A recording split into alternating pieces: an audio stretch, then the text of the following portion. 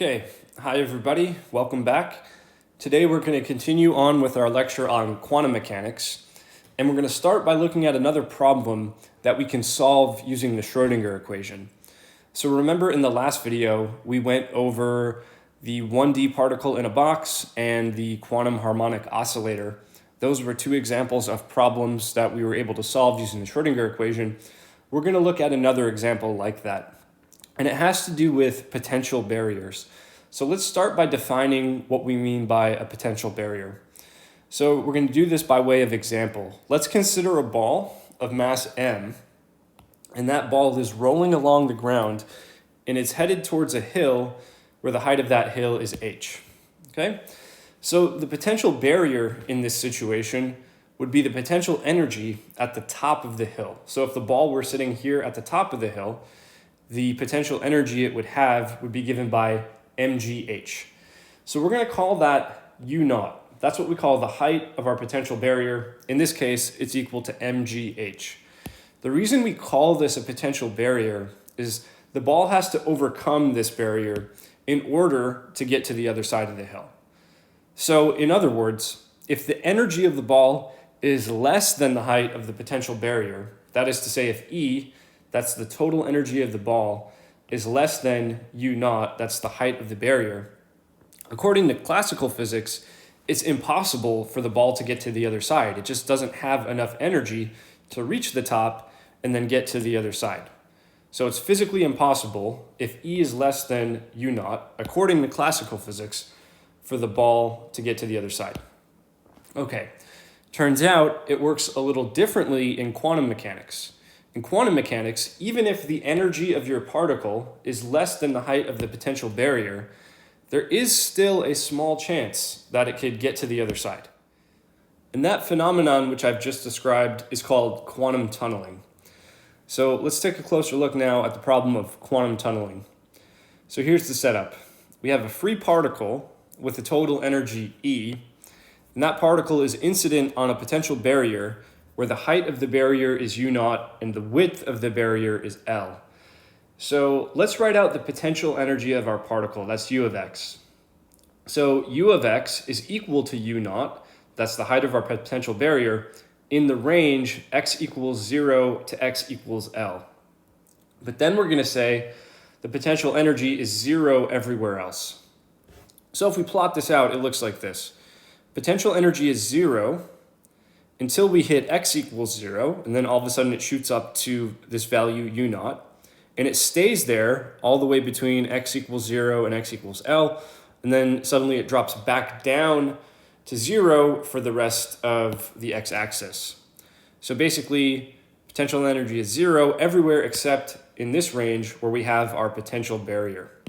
So we should take a look at what the wave function for this particle looks like, and we actually have to do this in various different regions. So I'm labeling region 1 over here is where x is less than 0. That's where our particle is coming in from. So here I'm showing you the incident wave, which is approaching the barrier. Remember, for a free particle, the wave function just looks like a sine wave. So that's what I'm showing you here. Now, what can happen once we reach the barrier? Well, we can be transmitted through the barrier potentially. Let's just allow for that possibility, even though that sounds weird. So this would be our transmitted wave. That's the part that gets through the barrier. But it's also possible that we'll just like bounce off the barrier and reflect back. So that will be our reflected wave over here. So what's going on? In region 1, that's x less than 0, we have the incident wave coming in, and then we have the reflected wave bouncing back. In region 3, which is for x greater than L, once we're past the barrier, we just have this transmitted wave. So notice, region 1, we have waves going in two different directions. Region 3, we just have a wave going in the positive x direction. Okay? And then inside the barrier, let's call that region 2, we'll figure out what's going on later, but there's some kind of wave in here as well that we have to deal with. So again, the idea behind quantum tunneling is that even if this particle comes in with an energy that is less than the height of the barrier, that is to say E, energy of the particle, is less than u naught, quantum mechanics does predict that there is a probability that it will tunnel through the barrier, that it will get through. Okay, so the ultimate goal is going to be to calculate the probability that the particle will tunnel through the barrier. And in order to do that, we're going to have to know what the wave function looks like in each one of these three regions that I showed you in the diagram. So we're going to start by looking at region 1. Region 1, remember that's where x is less than 0. We have a potential energy which is equal to 0. And this is actually a familiar case. We solved this problem before when the potential energy is just equal to 0 and you solve the Schrödinger equation, you get the solution for what's called a free particle. And the free particle has a wave function that looks like this. E to the ikx, that's if we're moving in the positive x direction, but it's e to the minus ikx if we're moving in the negative x direction. So in this case, we'll want to consider both of those solutions. So e to the ikx, where there's a plus or minus sign in the exponent. Okay, so in this case, we're going to write the wave function for the particle in region 1 as looking something like this. We have a times e to the ikx plus b times e to the negative ikx. So the positive exponent, that's denoting the incident wave, because that's the one that's moving in the positive x direction. This negative exponent, that's denoting the reflected wave, because that's the one that's traveling in the negative x direction. So that's the overall wave function in this region. The last thing I just want to remind you of is that k that you see in the exponent has a certain value to it, given by k squared equals 2 times m times e over h bar squared. So again, we saw this in the last video. That's where that comes from.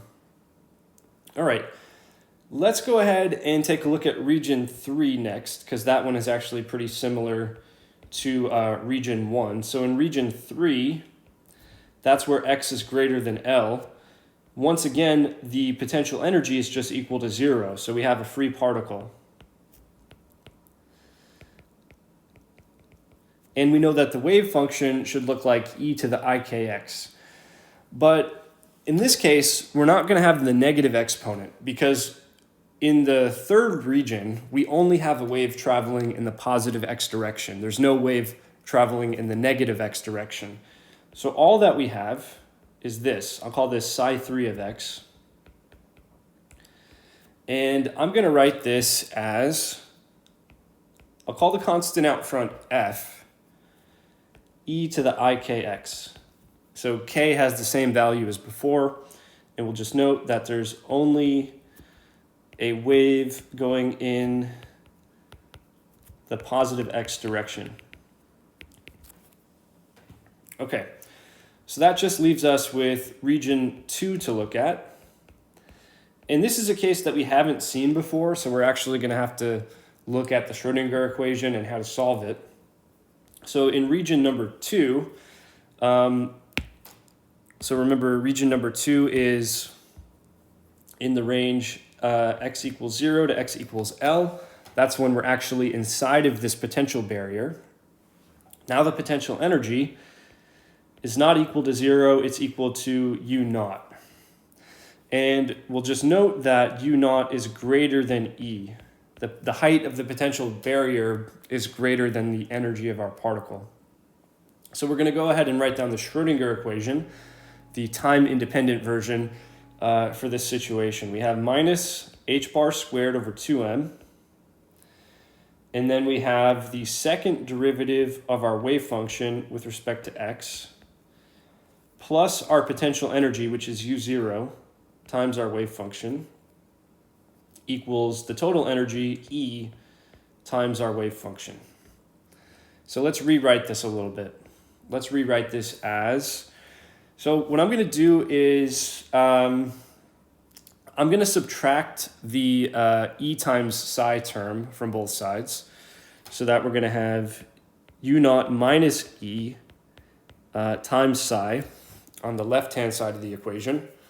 And then I'm going to add this whole term to both sides. So it goes to the right-hand side of the equation, and it's now positive. So we have, on this side, h bar squared over 2m. And then we have the second derivative of psi with respect to x. Okay. So the question then is, like, what kind of wave function would solve this equation? So I'm going to propose a solution. I'm going to propose something that looks like psi of x equals e to the plus or minus beta x. So there's no imaginary numbers in the exponent. There's no I in the exponent. It's just some constant beta times x. And I'm claiming that that exponent could be either positive or negative, depending on the situation. Okay, so let's real quick work out the derivatives here. What would I get if I took the derivative of this wave function with respect to x? Well, if you have an exponential function and you take a derivative, you just get back the same exponential function, but we have to apply the chain rule and take the derivative of what's inside of the exponent. So we'd be pulling out a factor of plus or minus beta from the exponent, and then e to the plus or minus beta times x. Now, if we took another derivative, second derivative, we would be pulling out one more factor of plus or minus beta. So here we'll have plus or minus beta squared, and then the same exponent, e to the plus or minus beta x. Now, of course, it doesn't matter if we have a plus sign or a negative sign. When we square it, we just get beta squared. Okay, so let's plug that into the Schrodinger equation. What do we get? We get u naught minus e times psi, which is e to the plus or minus beta x, equals h bar squared over 2m. And then when we take the second derivative, we get this beta squared factor coming out. And then we have e to the plus or minus beta x. Okay, so that the exponential part, e to the plus or minus beta x, cancels, and we can solve for beta. Beta squared, if we solve for that, is 2m times u naught minus e divided by h bar squared. So this solution works with the positive or the negative exponent as long as beta takes on that specific value that I just wrote down.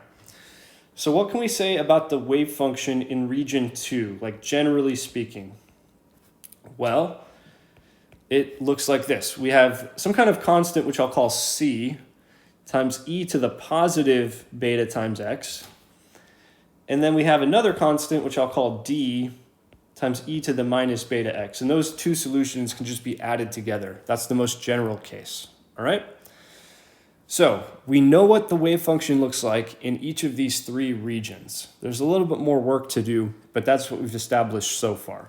So let's take a minute to summarize everything we just found.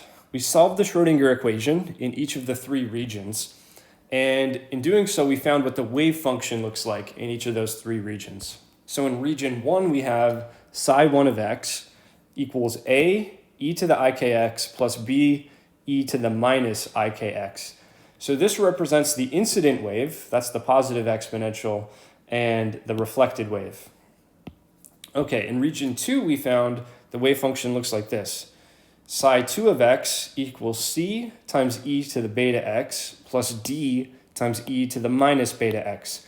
Now in region 2, this is between x equals 0 and x equals L. That's when we're actually inside of this potential barrier. So that's what the wave function looks like. And then finally in region 3, remember this is when we're past the barrier. So we only have the transmitted wave, only moving in the positive x direction, nothing moving in the negative x direction. We have psi 3 of x equals f times e to the ikx. And we'll also remember that beta and k are just constants, and we can write those in terms of other things we know, We just use them as a shorthand because it's easier to write just beta and k instead of these longer expressions. So remember that beta squared is equal to 2 times m times u naught minus e divided by h bar squared. But again, instead of writing all that out, we'll usually just write beta. And similarly, k squared is equal to 2 times m times e over h bar squared. Okay, that's all well and good, but notice how we still have a bunch of constants like a and b and c and d and f. We call those the amplitudes for our wave functions, which we don't really know yet. So the goal here is going to be to solve for the amplitudes b, c, d, and f in terms of a. Because a is the amplitude of our incident wave, that's the amplitude of the wave that's coming in, we would like to know all of these other amplitudes in terms of that incident one. So here's how that's going to go. We're going to require that the wave function is both continuous and smooth at the boundaries between regions. Let me just explain what that means. If we're saying that the wave function has to be continuous, we just mean it doesn't have a sudden break or a sudden jump in value as you go from one region to the next. So for example, at the boundary between region 1 and region 2, that would be at x equals 0, we need the value of psi 1 to agree with the value of psi 2 so that the wave function is continuous across that boundary. And then the same thing goes for the boundary between region 2 and 3. That is at x equals L, the wave function psi 2 has to agree with the wave function psi 3. That's what it means to be continuous. To be smooth at the boundaries just means not only do the values of psi agree, but the derivatives of psi have to match across the boundary. So the derivative of psi 1 has to equal the derivative of psi 2 at x equals 0, and the same goes for that other boundary. So smoothness and continuity has to apply at both boundaries. So there's a total of 4 equations. You can write those equations down and you can do this solution. We're actually not going to do that because the math is pretty horrendous. It's not too hard to understand what's going on, but just it gets really messy and it requires pages and pages of algebra. So we're not actually going to do that. We're just going to look at the results, okay? And I'm going to start by just showing you a plot of the results. I think this is a nice way to start thinking about it. So what's going on here? We have the x-axis, and we have the potential barrier shown here in red. So the height of the barrier is how high this line goes, and the width of the barrier is just how wide it is here. So this is region 2 when we're inside the barrier. This is region 1 where we have both the incident and the reflected wave. And then this is region 3 where we just have the transmitted wave. I'm going to actually play you an animation where we just show the real part of the wave function and how that is changing over time. Okay, so there's region 1. We have what looks like almost like a standing wave because we have 2 different waves traveling in different directions in region 1. In region 2, it looks like we just sort of have this exponentially decaying thing. And then in region 3, we clearly just have a sine wave moving to the right. So in region 3, that's where we have our transmitted wave. So notice that the amplitude of the transmitted wave is a lot smaller than the amplitude of the incident wave, which makes sense because only a small amount is going to get transmitted, right? Of the incident wave, some of it gets transmitted, some of it gets reflected. So this is expected to be a smaller amplitude than the incident wave.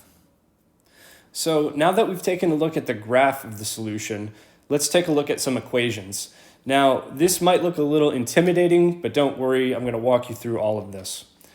What we have here is a formula for the tunneling probability. That is, what is the probability that the particle which is incident on the barrier is going to make it through and be transmitted to the other side of the barrier? So that's the probability P we're talking about, the probability of making it across the barrier. This is given by the transmitted amplitude divided by the incident amplitude all squared.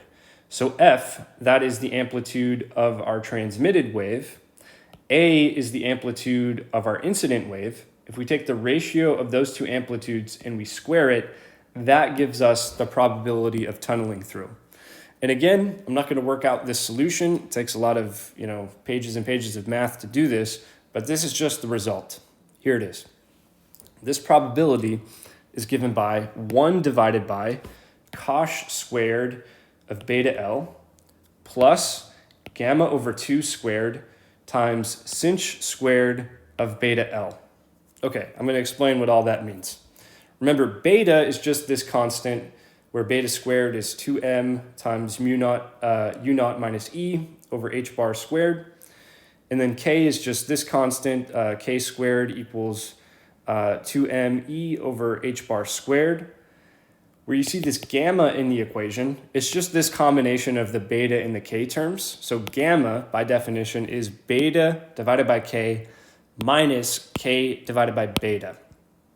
Okay, so all of these numbers, beta, L, and gamma, we should have a handle on them. We should know how to calculate them at least because we have these formulas, right? But what's going on with this thing, cosh and sinh? These are what are called the hyperbolic sine and cosine functions. And here's how they work. The hyperbolic cosine of y is given by e to the y power plus e to the minus y power all divided by 2. The hyperbolic sine of y is given by e to the y power minus e to the negative y power all divided by 2.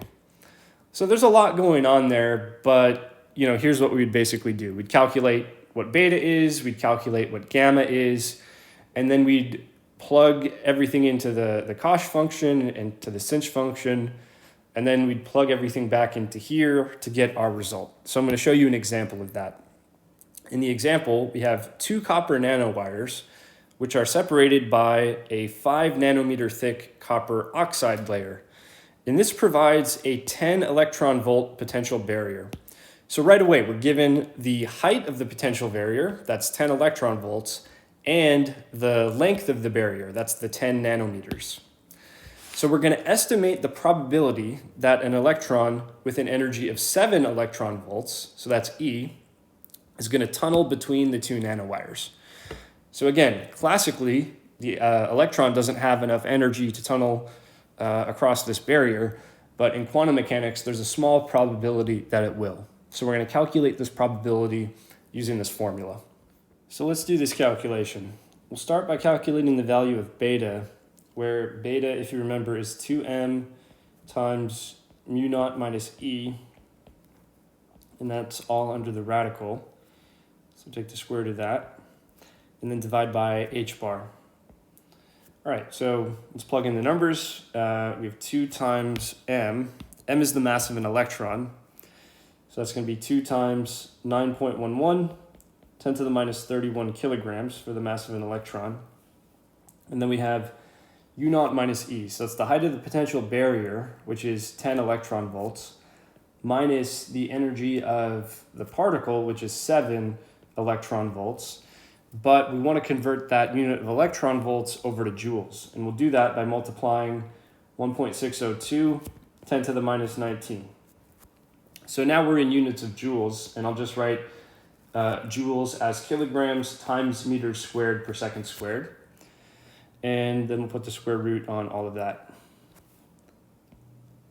Okay, then we divide this by h bar, where h bar is 1 over 2 pi times h, and h is Planck's constant, 6.626, 10 to the minus 34, and the units here are kilograms meters squared per second.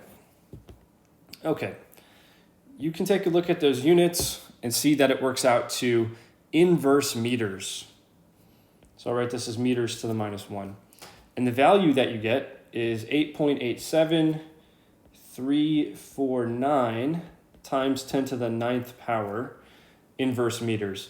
Now technically we're only keeping 3 sig figs on this, but this calculation we're doing is pretty sensitive to rounding, so I'm going to keep a lot of digits and then round at the end. All right, now we calculate k, which is a similar sort of thing. It's the square root of 2me divided by h bar. So that's almost the same calculation as before. We have 2 times 9.11, 10 to the minus 31 kilograms. But now we're just plugging in e. So just 7 electron volts, which is 7 times 1.602 times 10 to the minus 19 joules, which again has this unit of kilograms meters squared per second squared. So we take the square root of all that, and then we divide out h bar. So it's the same as before, 1 over 2 pi times 6.626, 10 to the minus 34 kilograms meters squared per second. All right, so the result of all this is 1.35545 times 10 to the 10 inverse meters. And again, we'll round that off to 3 sig figs at the end of this. Okay, then we have this constant gamma, which is sort of a new constant we've defined in this formula. It's beta divided by k minus k divided by beta. So that's pretty straightforward to calculate. So we have 8.87349 times 10 to the 9 inverse meters. And then we divide k, so we have 1.355 and then 45, 10 to the 10 inverse meters. And then we just subtract that same fraction but flipped. So it's now 1.35545, 10 to the 10, and then divide out 8.87349, 10 to the 9. So notice how in this calculation the units just drop out. This is just a pure number, no units attached. And it works out to, in this case, minus 0.872875. So you can follow along with these calculations as we go, but this is what I'm getting so far. Okay, it also might be helpful to write down what is beta times L. So beta times L is just going to be the beta constant that we just calculated. So that's 8.87349 times 10 to the 9 inverse meters. And then L is the length of the potential barrier. That's 5 nanometers. So 5 times 10 to the minus 9 meters. So that's beta times L. And if you do that calculation, you should be getting, what did I get? 44.3675. Okay, and that's just a pure number because once again, the units drop out. So now everything is unitless, which is good. All right, so let's calculate the hyperbolic cosine of beta times L. Now, your calculator might have this function in it, in which case you can just plug it right in. But if you don't, remember, hyperbolic cosine is 1 over 2 times e to the power of whatever you're plugging in, which in this case is 44.3675. And then we add to that e to the minus that same power, 44.3675. All right.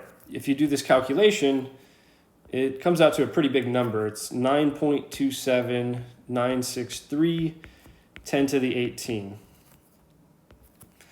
And if we do the hyperbolic sine of beta times L, that's going to be 1/2 times e to the same power, 44.3675. But this time we subtract e to the negative of that power, which is 44.3675, negative. All right, so because this is such a large power, the positive power completely dominates. And if you take e to the minus 44, you get some, tiny number. So this basically works out to the exact same thing. Like, you need to go out so many digits to even see the difference that, for our purposes, this is the exact same number as before. 9.27963, 10 to the 18. Okay, good. So now we can calculate the probability because all the numbers that we need to plug into this thing are calculated. So the probability of tunneling is 1 over cosh squared of beta L plus we have gamma over 2 squared, and then we have sinh squared of beta L. Okay, so now we're just plugging and chugging again. So we have 1 over, okay, for cosh we have 9.27963 times 10 to the 18, but we need to square that, right? That's what cosh squared means. It means you square the value. And then we have plus gamma over 2. So I'll write this as 1/2 times, what was our gamma value? That was negative 0.872875. So we're going to square that. So the negative sign will go away once we square it. And then we have sinh squared, which is 9.27963, 10 to the 18. And we're going to square that value as well. And notice there aren't any units on any of these numbers we're plugging in. So we just get a pure number out, which is what happens when you calculate a probability. It's just a number. There's no units on it. So we have 9.75, 10 to the minus 39 power. That's a really tiny probability. That's what we get if you do this calculation. And that's roughly 10 times 10 to the minus 39, which is basically 10 to the minus 38. So that's the kind of probability we're talking about in a situation like this. The probability of tunneling is astronomically small, but it's non-zero. So there's one more problem that I'd like to highlight here. This is another example of a problem that we can solve using the Schrödinger equation, and that is the hydrogen atom. So remember, a hydrogen atom consists of a proton and an electron.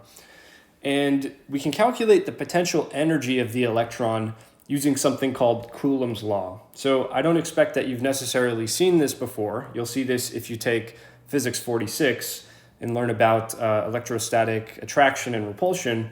But I'm just going to show you the formula here. The potential energy, that's U of R, is given by minus K times E squared divided by R. So R in this case represents the separation between the proton and the electron in the atom. E represents the charge of those two particles, and K is just a constant.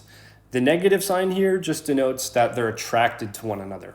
Okay, so that's how we calculate the potential energy of the electron as it's attracted to the nucleus.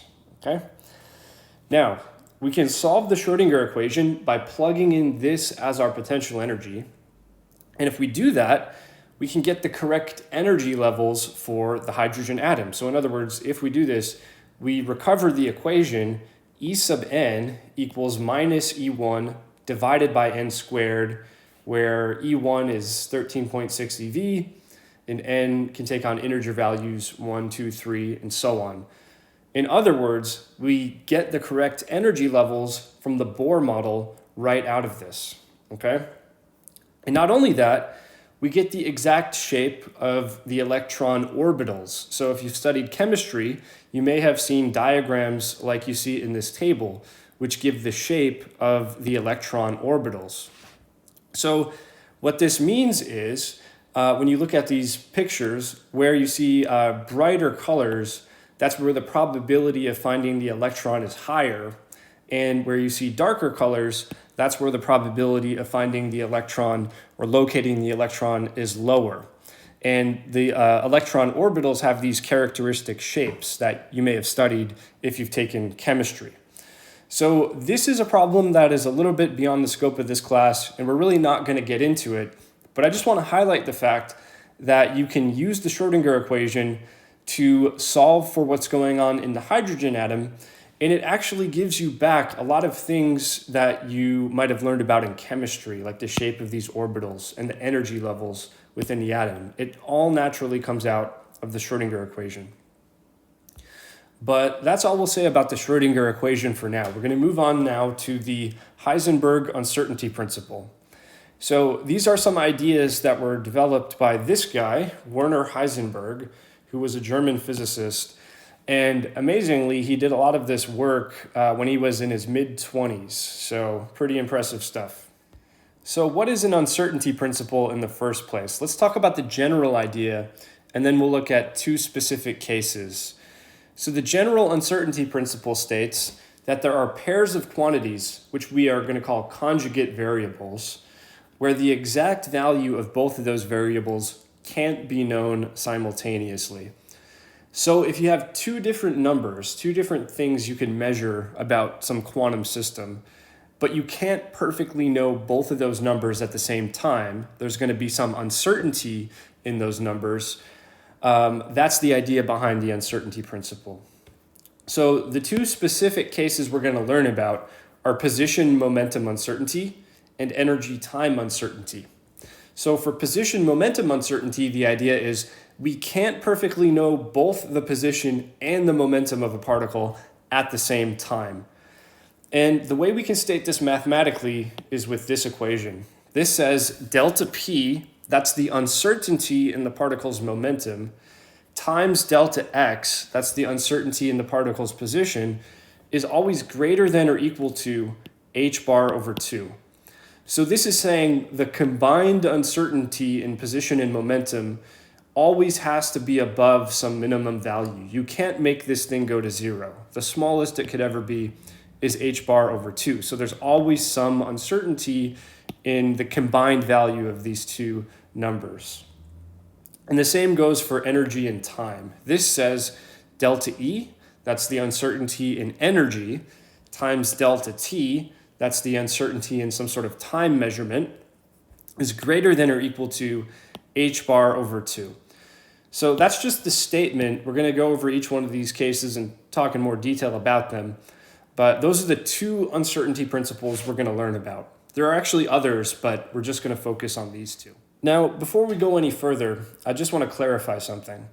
The uncertainty principles are not about our lack of knowledge or our inability to measure things very precisely. They're actually about the fundamental nature of all quantum systems, okay? And the fact that all quantum systems are a little bit fuzzy. They're not as well defined as we think they might be. So for example, if we look at this position momentum uncertainty relationship, this is telling us that any quantum system can't have a completely well-defined position and a completely well-defined momentum at the same time. Remember, delta P and delta X, those refer to uncertainties. So for example, if I had a completely well-defined position, that would mean delta X is equal to 0, right? So what this is saying is the product of delta P and delta X has some minimum size to it, meaning there's always going to be some uncertainty in those two variables when we look at them together. And they can't both be completely well-defined at the same time. So now let's take a closer look at the position momentum uncertainty relationship. Again, the sort of inequality that defines this is delta P times delta X is greater than or equal to h bar over 2. So this is saying the product of the momentum uncertainty, which is delta P, and the position uncertainty, which is delta X, is at the minimum h bar over 2. So if we think about it, if delta P gets smaller, that means delta X is going to have to get bigger. And vice versa. If delta X is going to get smaller, delta P is going to have to get bigger. So the more well-defined the position is, the less well-defined the momentum has to be. And vice versa, right? The more well-defined the momentum is, the less well-defined the position is. So I want to give you some kind of intuition for why this should be true. I'm not really going to do the rigorous derivation, but hopefully by the end of this, you'll have some sense as to why this is true. So we're going to start by looking at a sine wave. So a sine wave has a completely well-defined wavelength. So if we look at something like this is a pure sine wave. It goes on forever, just wiggling up and down with the same wavelength each cycle. So let's call that wavelength lambda. Well, remember, lambda, the wavelength, is related to the momentum. So in particular, P, which is the momentum of some particle, is equal to h over lambda, where lambda is the wavelength of that particle's wave function, okay? And so what we're saying is if lambda is completely well-defined, we know exactly what lambda is, then we know exactly what P is, right? So this is a case where delta P is going to 0 because we don't really have any uncertainty about the momentum of this particle. It's completely well-defined. On the other hand, if we take a look at this wave function, it's spread out over all of space, right? It extends infinitely far in the positive x direction and the negative x direction. So our uncertainty in position is actually infinite because we have no idea where the particle is actually located. It could literally be anywhere within space. So what's happening is as delta P is going to 0, as the momentum uncertainty is shrinking to 0, the position uncertainty delta x is blowing up to infinity. So this is just a really extreme case of the smaller delta P is, the larger delta x has to be, which is what this uncertainty relationship is basically saying. So let's take a look at the other side of the spectrum where the position uncertainty is relatively small. So this is where we have something called a wave packet. A wave packet is a wave that is localized to some finite region of space rather than going on forever like a sine wave does. So this picture down here is a nice example of a wave packet. You see how the amplitude increases as we go towards the center, and then the amplitude dies off again as we go to the right. So that's an example of a wave packet. And a wave packet is formed from a superposition of sine waves with different wavelengths. So just as an example, let's say we have this sine wave, which has a fairly long wavelength, and then we have this other sine wave, which has a slightly shorter wavelength, call it lambda 2, and then this sine wave, which has an even shorter wavelength, lambda 3. So if we add together these three sine waves, we can actually get this wave packet that you see here. Now, in general, any wave packet is just the sum of different sine waves. So notice how these sine waves all have different wavelengths, right? And therefore, each one of the sine waves that goes into this wave packet also has a different momentum, okay? So there's always going to be some uncertainty in the momentum because this wave packet consists of many different sine waves which have different momenta.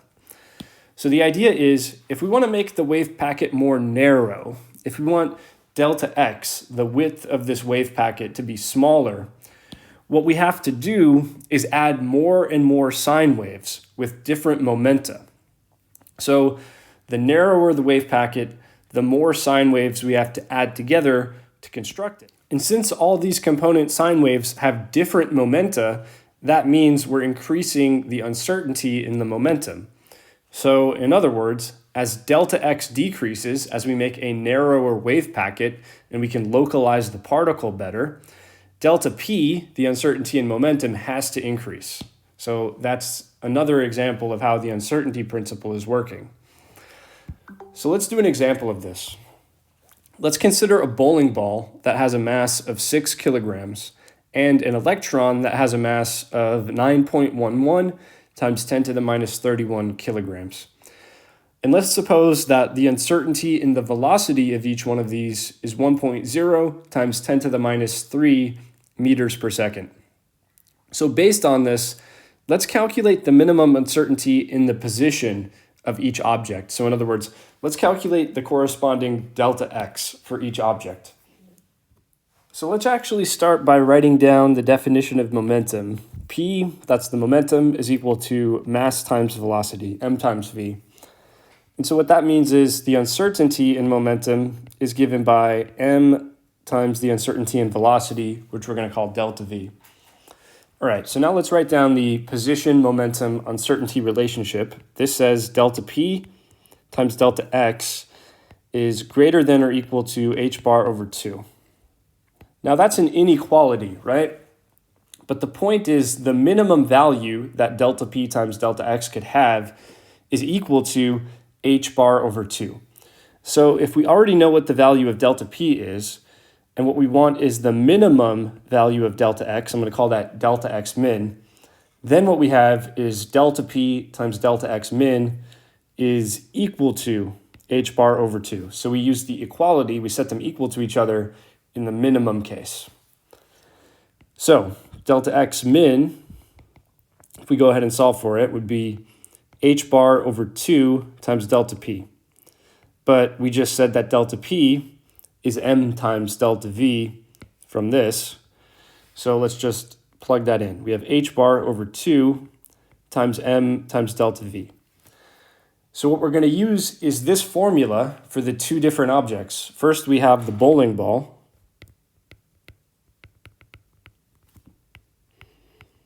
And for the bowling ball, delta X min is going to be equal to, okay, let's write down h bar. That's 1 over 2 pi times h, which is 6.626, 10 to the minus 34, and the units are kilograms meters squared per second. Now, if we divide out 2 times the mass of this bowling ball is 6 kilograms, so 6.0. And then delta V is the uncertainty in the velocity. So that was going to be 1.0 10 to the minus 3 meters per second. So we have a pretty good sense of what its velocity is. That's a really small uncertainty. But what we get for delta X min is an absolutely tiny number. What this works out to is 8.8 times 10 to the minus 33 meters, which again is a number so small you kind of don't have a way of comparing it to anything. Because atoms, the size of atoms, are about 10 to the minus 10 meters across. So this uncertainty that we calculated is just tiny, astronomically small, even compared to the size of an atom. Which is to say, for an everyday sized object, a macroscopic object like a bowling ball, we don't really notice this uncertainty at all, right? And that's just another example of something we've seen before. These quantum effects are not really important on the large scale, on the macroscopic scale. However, if we repeat this calculation for the electron, here's what we get. So it's the same formula, just plugging in different numbers. Delta X min is equal to, so we have h bar, which is 1 over 2 pi, times 6.626, 10 to the minus 34. And the units are kilograms meters squared per second. Divide that by 2 times m. Now the mass is 9.11, 10 to the minus 31 kilograms for an electron.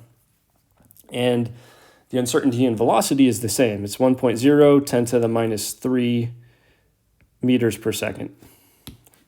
So 1.0, 10 to the minus 3 meters per second.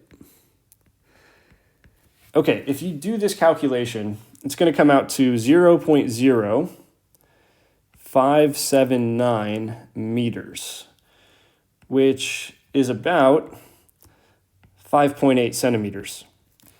So that's a pretty significant uncertainty in position, especially for something as small as an electron. So this uncertainty is important for something at the subatomic scale like an electron, but again, pretty much negligible for something the size of a bowling ball. So here's one for you to try out.